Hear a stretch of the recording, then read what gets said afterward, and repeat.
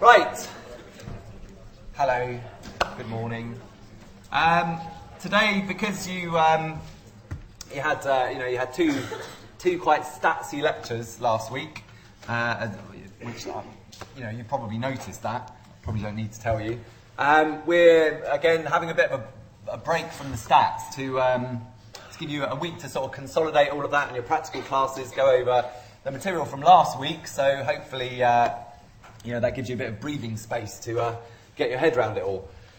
So today is really, for some of you, a bit of revision, for others maybe not revision, and just generally trying to give you an idea of how you should write up your lab reports for your memory experiments, which you started on last week. So we're just going to kind of go through some sort of fairly basic stuff in a way, but also I tried to dispel a few myths along the way, because I think people get very wrapped up in the minutiae of how to kind of write up lab reports and what they're going to get docked marks for and all this sort of thing. And actually, contrary to popular belief, we don't have a big sheet of things that we like to dock marks for, and we don't look at lab reports or any work that we're marking and think, oh well, this is the 90%, but they didn't put that in italics. Yay! Let's dock 20 marks. It doesn't. So we're more proactive. We're trying to find you marks for the stuff you can do.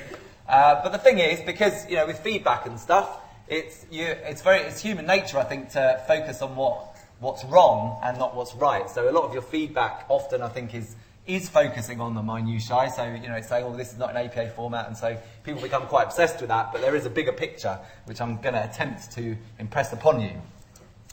Not to say that stuff isn't important to some degree, but it's a combination of things. So we're going to go through the format of a lab report, which most of you who did the first year course last year, you should be familiar with the format of a lab report. Or in fact, anyone who's read a journal article should be familiar with the format of a lab report, because that's what we're trying to get you to do, essentially, is produce the thing that you would find in a journal. So have a look at the content of each section of it, and we'll go through a bit of APA format as well, because this is the APA format is, as you'll know by now, the big stick that American psychologists use to beat British people with. So it's like a standard format that's used for most journals, but not all journals. But because, it's easier to teach you one format rather than many, we kind of stick to the APA format, because psychologists typically, and psychology journals typically use their rules. But, some of their rules are daft. But we still have to use them. Okay, so your lab report. I like to think of lab reports in a desperate attempt to make them slightly more interesting than what they might actually be.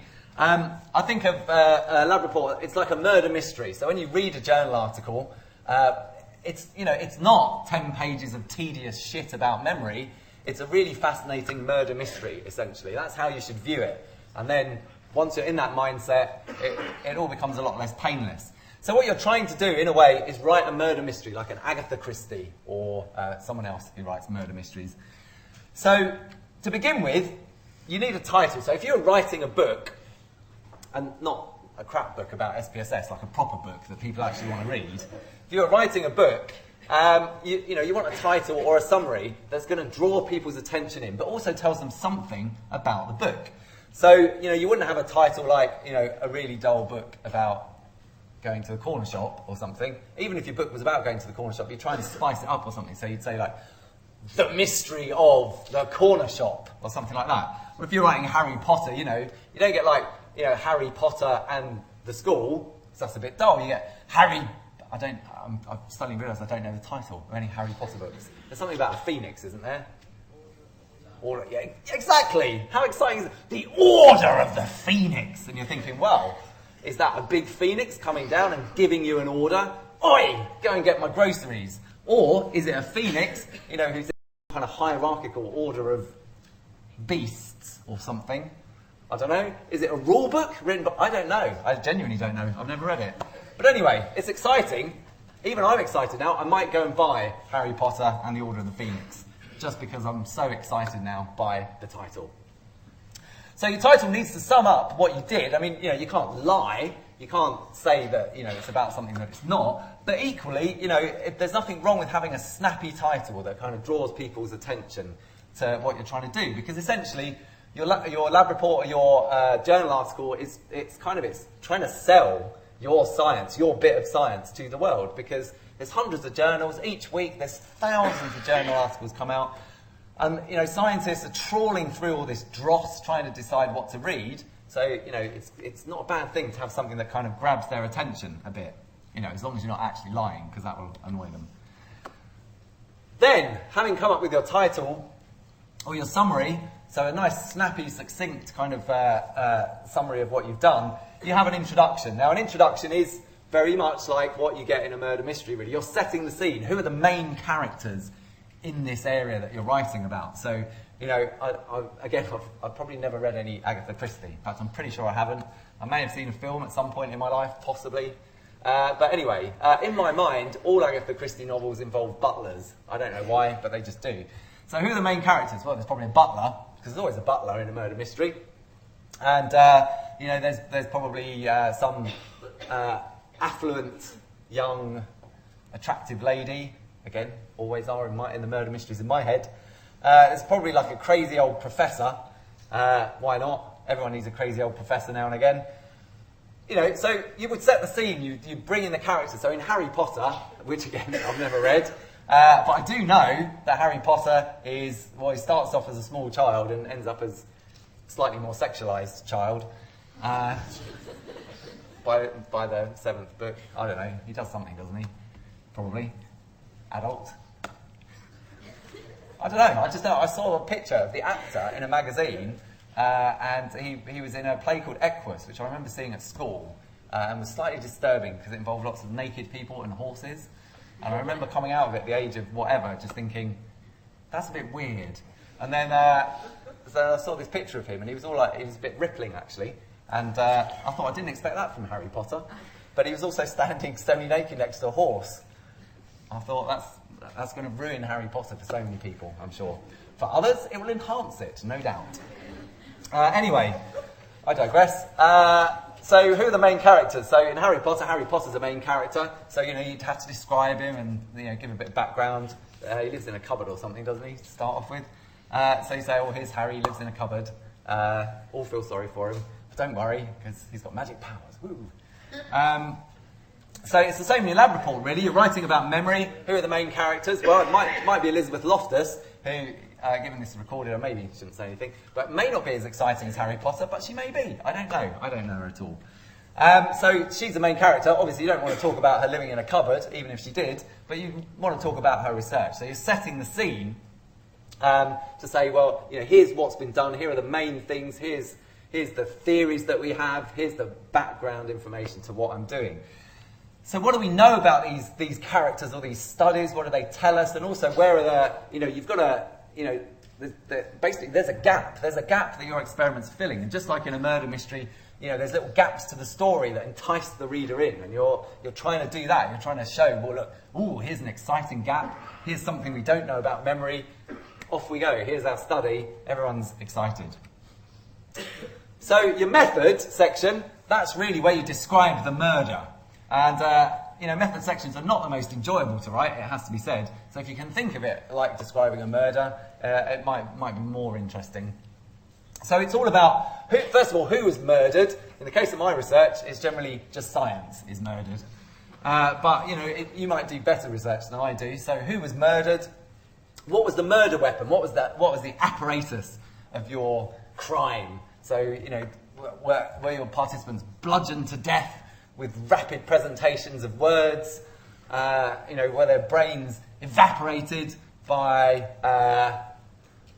tables full of stuff that they had to remember? Were their eyes burnt by images of road accidents? How did you murder your participants? Incidentally, don't murder your participants. But, metaphorically, how did you murder your participants? How was it done? So, imagine someone wants to replicate your murder. They need to know exactly how you did it. Which angle did the knife go in at? So that's really what your method section is all about. It's how you tormented your participants, and you need to describe it in sufficient detail that someone else could, kind of go back and replicate your murder. Now, this is the most exciting bit of the whole report, the results section. So having built up, this gap in the literature, this exciting hole of knowledge that your reader is desperate to know the answer to, essentially your results section is where Poirot or Miss Marple or Sherlock Holmes or whatever comes into your lab report, not literally, and gives the answer. It's where Poirot, twiddles his moustache and walks around, saying, "Oh, the butler, he was down the vegetable market, it couldn't have been him," or whatever. Or, Miss Marple sits in a little comfy chair with a cup of tea and says, "Oh, actually, it was the crazy old professor who killed everyone with his zappy eyes that all crazy professors have." So it's where the pieces of the evidence are put together. You unveil who did the murder, what happened. So who was the culprit? It's where you give the answer that you've been working up towards. That's in your results section. It's the solution to everything. And then obviously, once you've revealed who the murderer is, or what the results are, you have like an aftermath, and that's your discussion. So what does the murder tell us about the main character? You can't just say, "Oh, it was the butler," the end, because that's a bit boring. You've got to kind of draw out the implications of what went on. How does it affect the characters? How does it affect the theories that you started off talking about? What was the motive, and how does knowing the result of the crime or the result of the research, how does that impact back on your original theories or your original motive for doing the study in the first place? And was there anyone suspected but proved innocent? Were there any theories that you thought you were going to say refute with your experiment, but actually turned out that you couldn't refute them? So maybe it turned out that those theories are right, or maybe there's a theory that you actually managed to prove wrong with what you did. So the format of it is very similar to a kind of a murder mystery or a book. You're sort of setting the scene, you're going through what the background is, you're showing the gaps in knowledge, so setting up a sort of an anticipation of a finding that should be exciting and interesting to the person who's reading it. Then you throw out the solution to all of this, you tell them what happened, and then you have to sort of go through the aftermath of what those results actually mean in relation to everything else. Now, one thing to say about the discussion, talking about the aftermath, is we always talk about, relating it back to what happened in the introduction. But you don't have to be that rigid about it. If your results have thrown up something unusual that you weren't expecting at all, and therefore you didn't talk about in your introduction because you weren't expecting it to happen, it is fine to kind of bring in some kind of new stuff into the discussion. You don't have to just think about what was in your introduction. If something unusual's happened with your results, it's perfectly fine to say, well, we've got this unusual finding, we can't explain it in terms of what we originally thought, but actually looking around there's this other theory about something else and maybe that explains it. That is absolutely fine. Okay, the format of the lab report is pretty much as I've just described for a murder mystery. So you've got a title and an abstract or a summary. So the abstract is really like when you buy a novel, you get a little summary on the back. It says, "Oh, Harry Potter waved his magic wand at Ginny's Chamber of Secrets and something happened." So it's a little summary, draws the reader in. Now, as I said, there's loads and loads of articles. The abstract is kind of how you sell your article in a way. It's a little précis of everything that you've done. But, it's nice if it's kind of, or I think it's nice if it's written in a kind of, punchy sort of way. You're trying to draw people in. Why should you read my study? It's just like when you go into a bookshop, you've got hundreds of books you could pick. You read the back, the synopsis, to say, well, is this the kind of book that I like? Is this the sort of thing I want to read? That's what your abstract's doing. Your introduction is really why did I bother? Your method is how did I do it?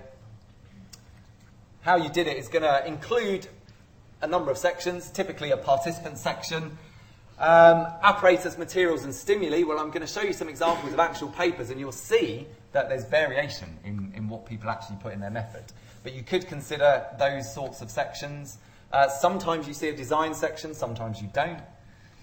Procedure is always there. That's the kind of nuts and bolts of how you did everything and in what order. And sometimes, for certain kinds of studies, you might have a section on scoring. If you've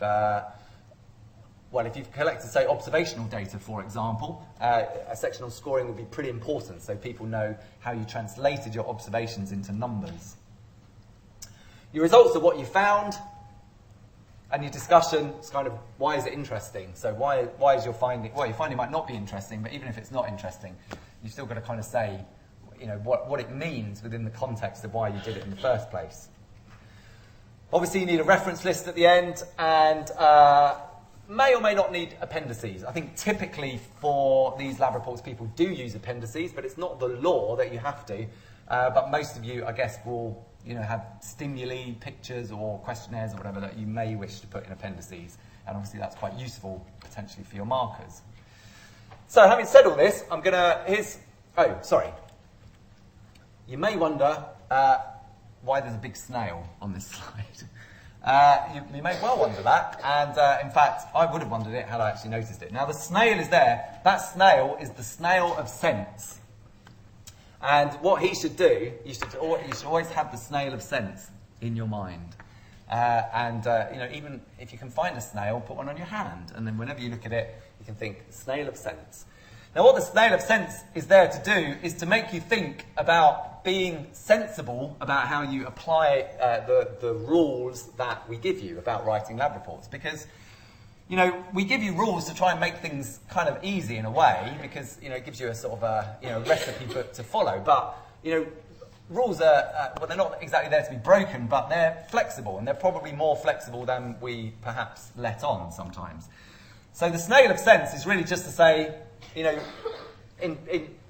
follow the rules, but use your common sense when you follow the rules. Don't necessarily follow them too dogmatically, with the exception of italicising your P's, which you should follow dogmatically.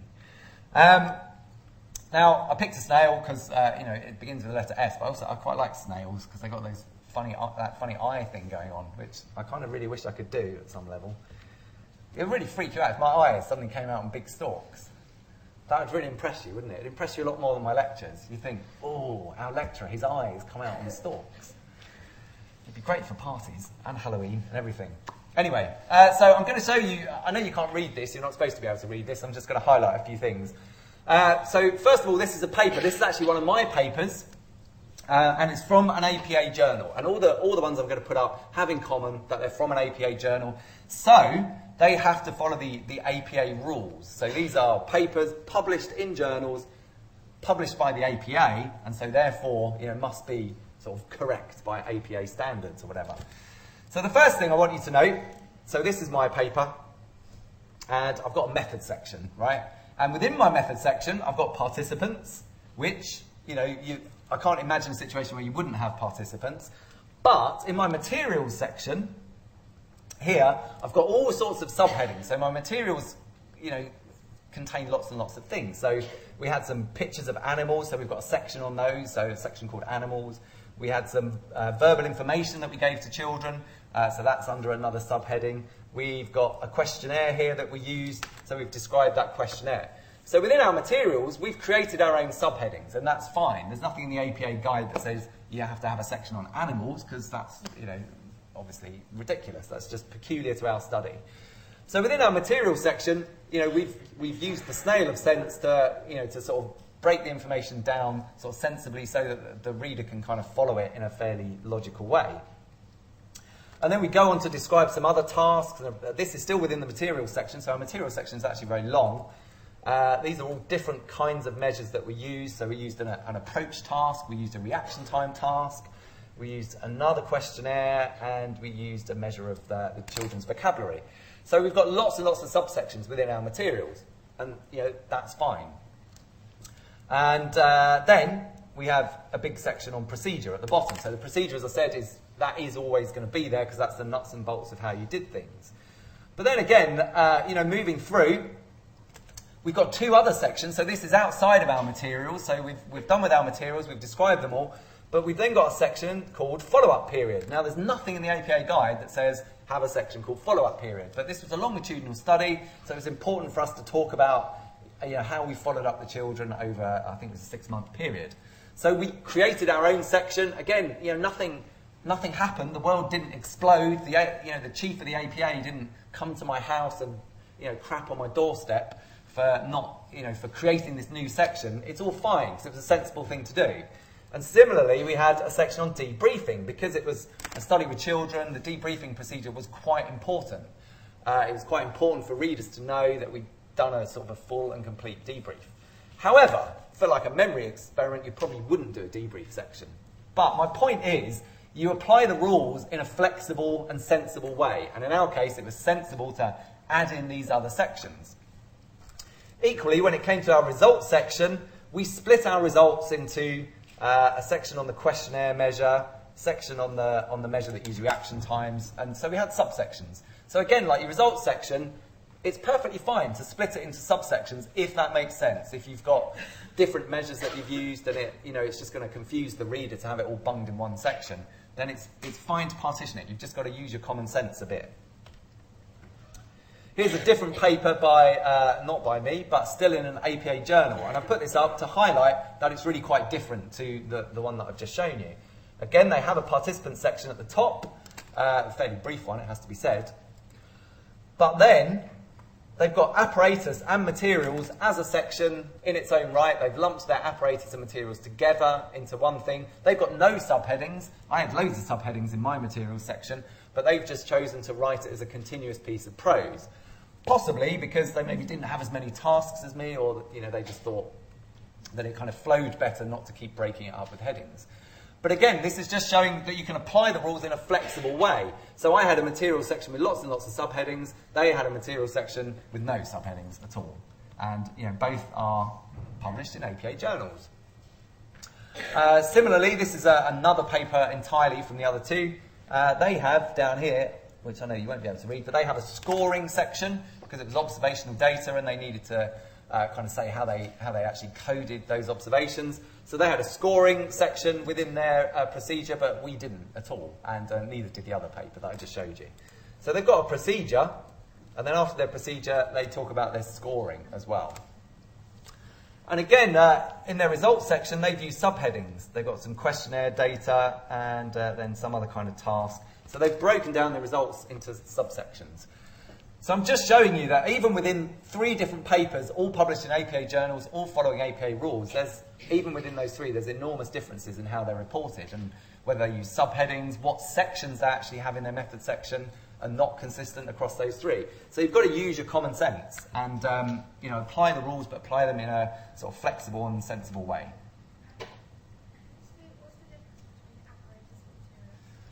What's the difference between apparatus and materials? Often not a lot. So apparatus tends to be like actual gadgets that you use. So if you, say, use an eye tracking device, you describe that as a piece of apparatus. Whereas materials tends to be more sort of questionnaire type things. But it wouldn't, if you'd done like if your eye tracker was the only bit of apparatus you had, you'd probably just lump it together in a sort of apparatus and materials, which I think one of the papers had actually done, that I think they were measuring skin conductance, but they just put all about their skin conductance machine in a sort of apparatus and materials thing. But that's the main thing, apparatus is kind of gadgets that you've used. So the title, typically, there is an APA rule about how long it should be. It should be about 12 to 15 words, but obviously, don't have a crisis if you've got a title that's 16 words long. Use your common sense. Needs to sum up the work accurately, and like I said, I think it's good if it grabs attention as well, because you're trying to sort of sell it. But because you don't have many words, you've got to use your common sense about the 12 to 15 word rule or whatever. But obviously don't bung loads of kind of superfluous, pointless words in there. So try and keep it punchy and succinct, but also describes what you're doing. This is a completely facile example. So here's three different titles you could have for the example that we're going to use throughout the rest of the lecture. So you can have investigation into the effects of drinking 6 pints of Guinness in a nightclub in Brighton at 11:30 while listening to drum and bass played at 100 decibels through a good sound system on 12 men's and 15 women's ability to accurately judge the attractiveness of members of the opposite sex. Whew. That's very descriptive. Tells someone exactly what you did, but it's too long. People don't want to wade through that.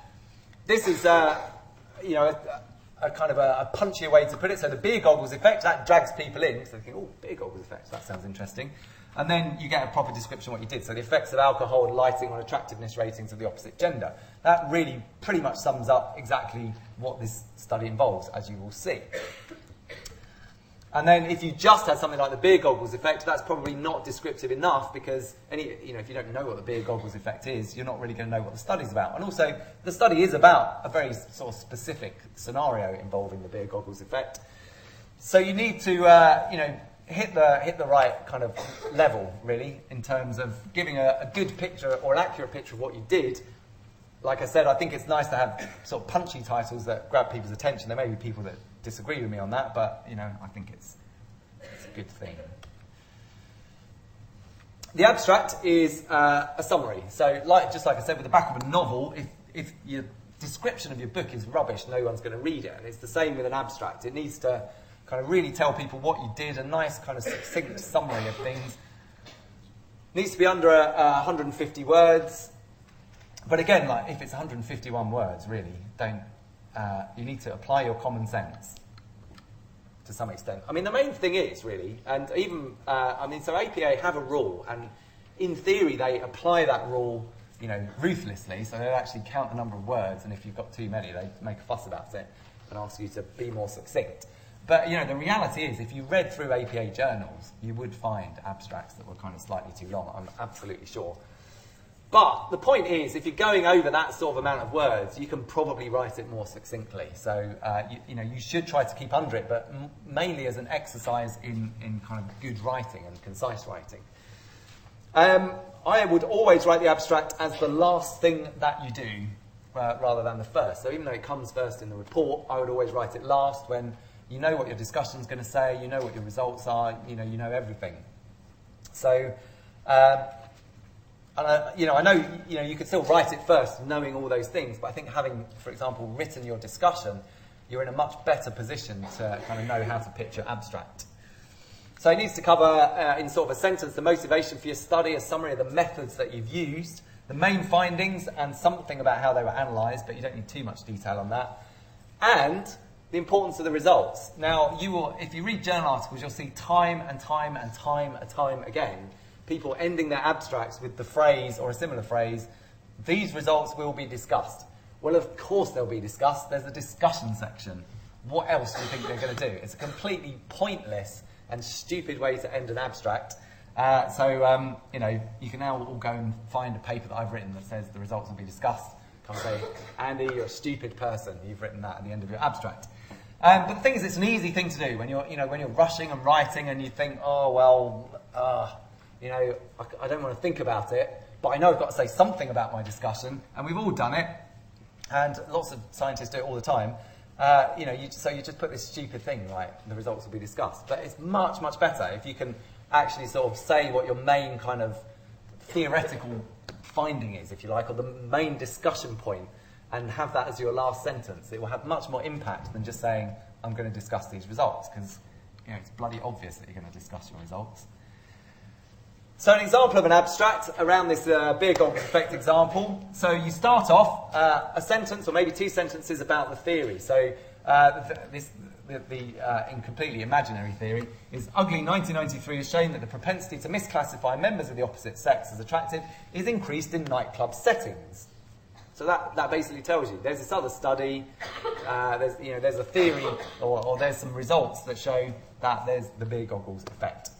So you then give the rationale for your study. This study was designed to ascertain whether this effect is due to the dim lighting employed in these venues or the consumption of alcohol in this setting. So this is giving a very clear idea of what the motivation is. So we found an effect in nightclubs, and now this study is going to try and split apart whether it's alcohol or lighting that's responsible for the findings.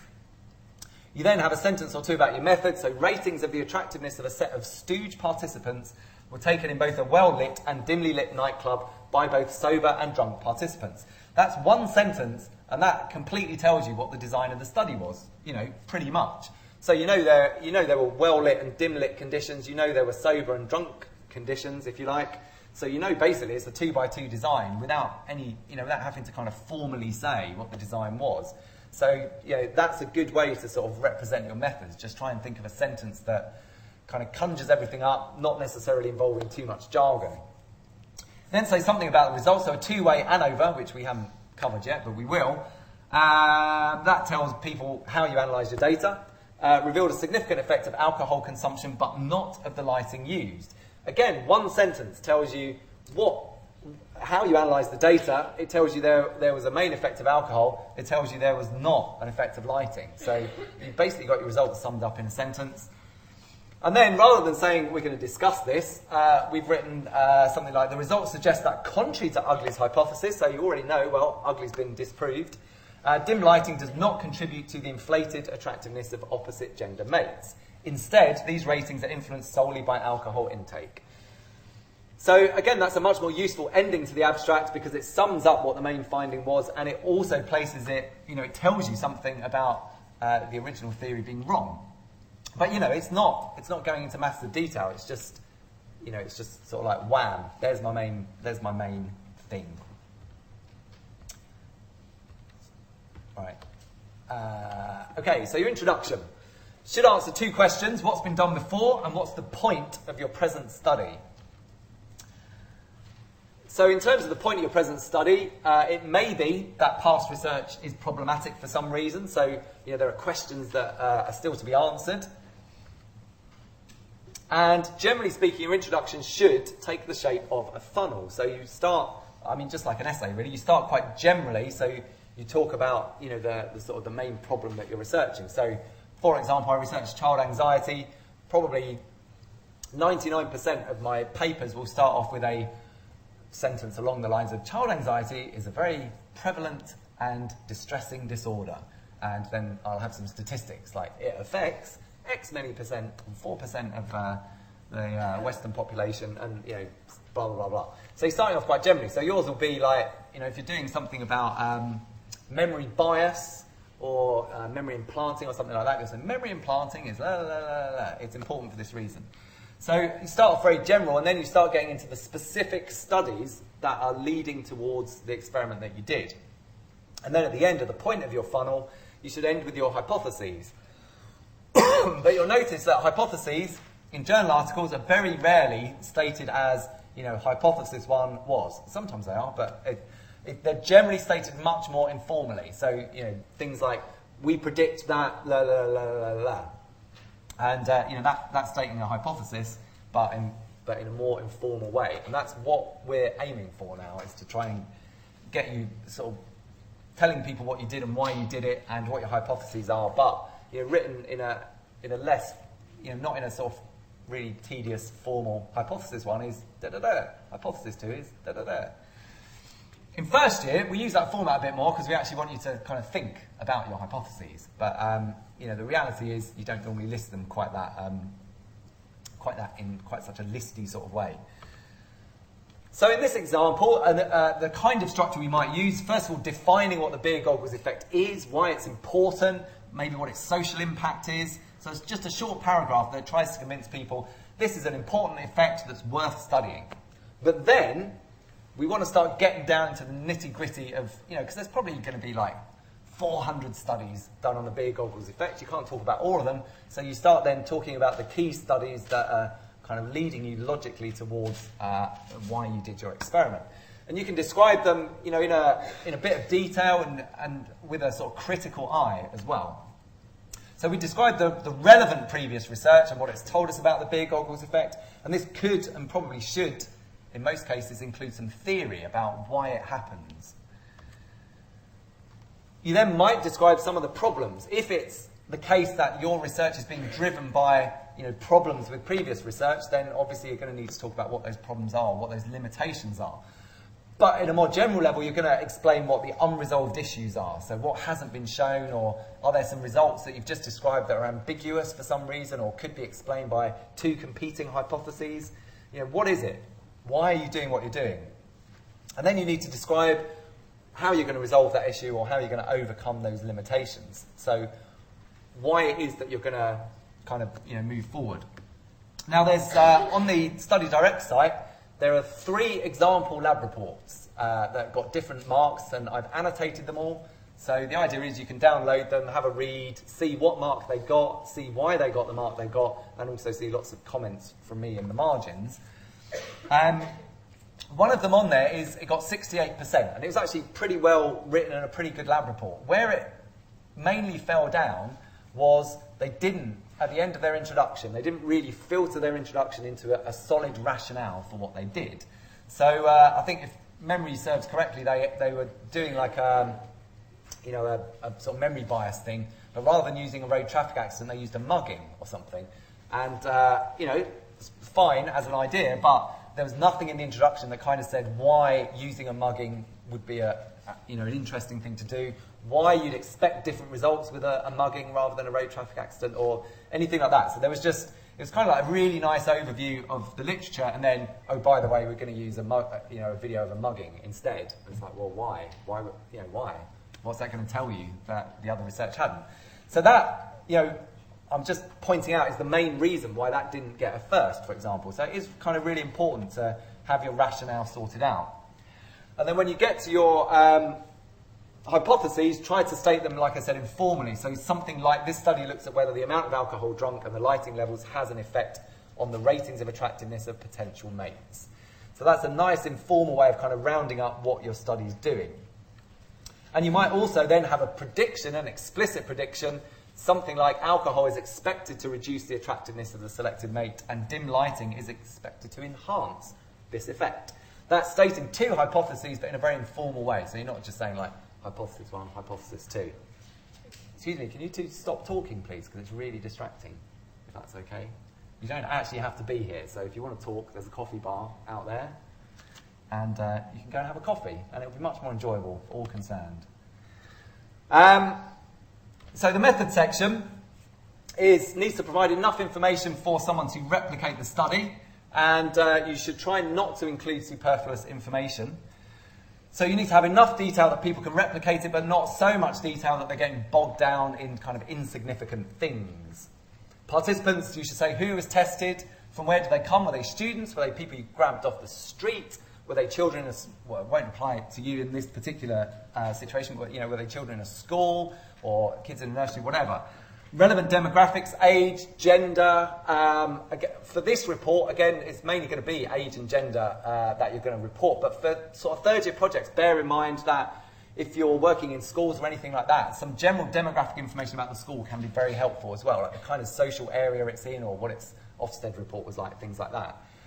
And also, were people paid, which again, they won't be in your studies, I'm sure. But that is an important piece of information that people typically use. So you might have some, it doesn't necessarily need to be a long section for most of your projects. I'm sure it'll be reasonably short. So this just tells you the number of participants, how many were male, how many were female, what the age range was, the mean age, the standard deviation age, and also where you got the participants. So they were all at the University of Sussex. And for most of you that will probably be fairly true.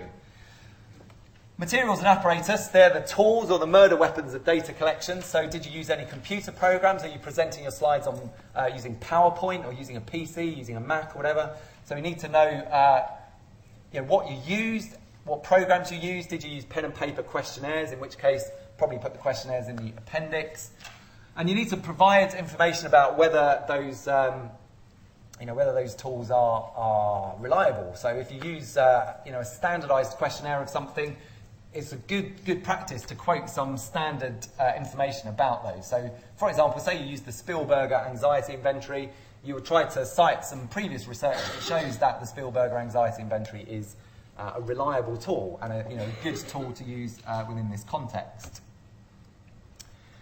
So in this study, they used a measure of attractiveness of personality, and so trying to demonstrate that this is a useful scale for people to use. So first of all, you say it's a 45-item scale. You tell them, you tell the reader the kind of response scale that you use. So it's a 5-point Likert scale. And also, there's a sentence at the end that quotes some research that actually says that this scale is good and has a good internal consistency. So you're looking, if you use questionnaires that you haven't made up yourself, you're looking for information that convinces the reader this is a good scale to use. So it tells them how many items it has, how people respond, and also that it's reliable. Your procedure is the nuts and bolts of how the data were collected, where it was collected, how it was collected. You should go through things basically in the order that you do them. Any instructions or cover stories, if you do use cover stories or very specific instructions, again, you might consider putting them in your appendix. And were the data collected verbally, in a response booklet, via a computer program, tape recorded, you don't have digitally recorded, whatever people use these days. And obviously there's a balance that you need to strike between being too detailed and not having enough detail. So again, completely facile example here that just shows you some superfluous information. So in this experiment, participants were tested twice. It says they arrived at the Zap nightclub in Brighton. It's probably not relevant what nightclub it is, although it may be, depends. The time they arrived is probably not that relevant, and it probably wasn't relevant that they were told to wait in a queue indicated by yellow tape. So that's probably something that could go. They were given a number. That's an important piece of information to wear. Don't necessarily say on their clothes. I mean, where else are they going to wear it? On their knee? I don't know. Then, very important information because you're telling people about how brightly or dimly lit the nightclub was, and that measure the lux thing is a measure of brightness. So those two things are quite important because if someone wanted to replicate it, they might want to replicate the exact lighting conditions that you had. So they were then in the nightclub. They pointed out a person that they would like to have as a mate, and the experimenter noted down that number. So that's, again, important that the experimenter was involved in collecting that information. It doesn't really matter what notepad they used. And then after these initial ratings, participants were given 6 tokens, which they could exchange for alcohol. And again, after the alcohol, they were asked to select mates again. So, and again, like there's no, obviously you wouldn't write what you wrote at the end, but it's just an example of something that is not remotely relevant to how the study was run, that people got a taxi home. So try to put enough information so it can be replicated, but not too much. The results section, I think, again, should be funnel shaped. So it's the who done it. You start off with general graphs or descriptive statistics and a brief kind of overview of what the pattern of the data are. And then you move into like the statistical tests. Now, probably the results section is the one place where you should try to follow APA rules very dogmatically and not too flexibly, because it is important to format things in the right sort of way. So, italicising things that need to be italicised and all that sort of thing, and reporting statistics in the way they're supposed to be reported. That is important because if you get it wrong, it makes it difficult for the reader to know what you're going on about. If you have graphs, then don't have tables of the same data. Just the only reason for that rule is just it's pointless. It's just a waste of paper, essentially. It's not that the civilization as we know it is going to collapse or anything, but it's one of those two things is superfluous, either the table or the graph. So have a think about the best way to present your data. If you want to do it in a table, that's fine, but don't bother doing it in a graph. Sometimes, a graph is going to show the pattern of data much more clearly than a table, so you'd use a graph, but then not a table. But, there's no point in doing both. It's just a waste of paper. Don't put stuff in from SPSS because SPSS formats stuff horribly. So you need to, produce, if you're going to do a table of results, produce it yourself and, follow the rules. And keep things simple as much as you can. As far as graphs go, if you paste something from SPSS, you get horrible graphs like that. It's vile. It doesn't really. So it's scaled the y-axis all wrong. It looks horrible. The lines look like vomit on the page. There's no error bars or whatever. So avoid stuff like that. Do your graphs nicely. So this graph here, that's a work of absolute beauty. That makes me and the markers very, very happy indeed. Big smiley faces. It's got nice error bars. It's well presented. Remember that a lot of the time you're probably going to be printing in black and white. So if you do colour graphs, they might look horrible in black and white. So if you are printing in black and white, just be aware of that when you produce your graphs. It's well scaled. It's nicely labelled on all the axes. That's a wonderful, wonderful graph. There's that wonderful graph again, and you can get a bit carried away and produce something like this, which is a hideosity. Sad faces all round. Its 3D effects are just nasty. They obscure the data. Those error bars, I mean, what are they? I don't even know. They're like flying saucers levitating above the bars. They're just horrible. And the green checkered background is not nice. It doesn't help you to interpret the data. Whereas this on the other side, I mean, it might look boring in a way, but you can very clearly see where the bars are in relation to the axes, and you can get a very sort of clear picture of what the data are compared to something hideously deformed by 3D and pink. People like pink a lot. So keep your graphs sort of simple. Your results you should be able to sum up in a fairly brief sentence, like so first of all you start off saying what analysis you did. Again, this way, because we haven't done two-way ANOVA, that won't make a lot of sense to you, but that just sums up what we did. And then essentially there's three findings that come out of a two-way ANOVA, and we've just listed them in turn. And the thing that I want you to note here in particular is that with each effect, I've given a very brief indication of what it shows, and I think that's, again, good practice. So we can say we got a significant main effect of alcohol, but rather than leave it at that, it's nice to sort of put in something that says, indicating or showing what it indicates. So in this case, it indicated that attractiveness ratings were higher when participants were drunk.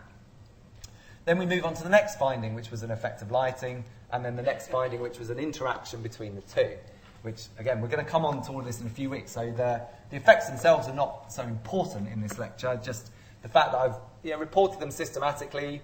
I've got all my Fs reported with their degrees of freedom and p-values, and it's all very nice and everything. Hello. Did you not have a design section?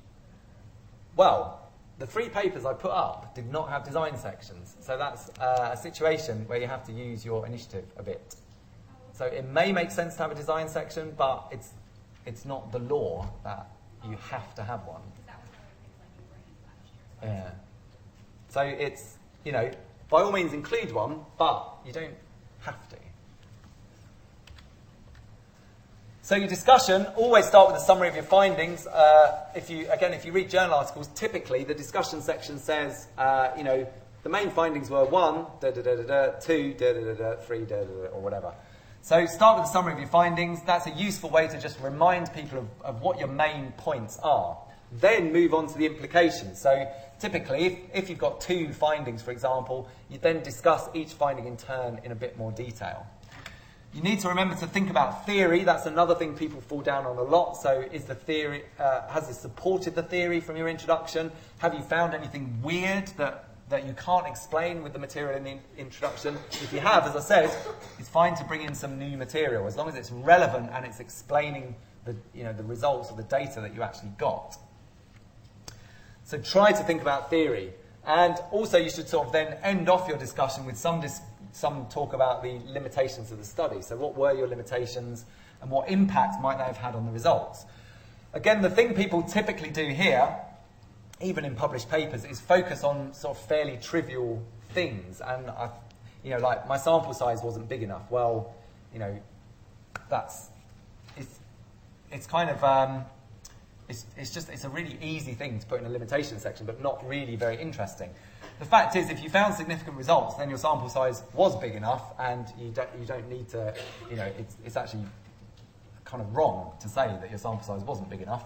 If you didn't find significant results, then that may be a legitimate point, but the reality is that you just may not have had very interesting findings, very big findings.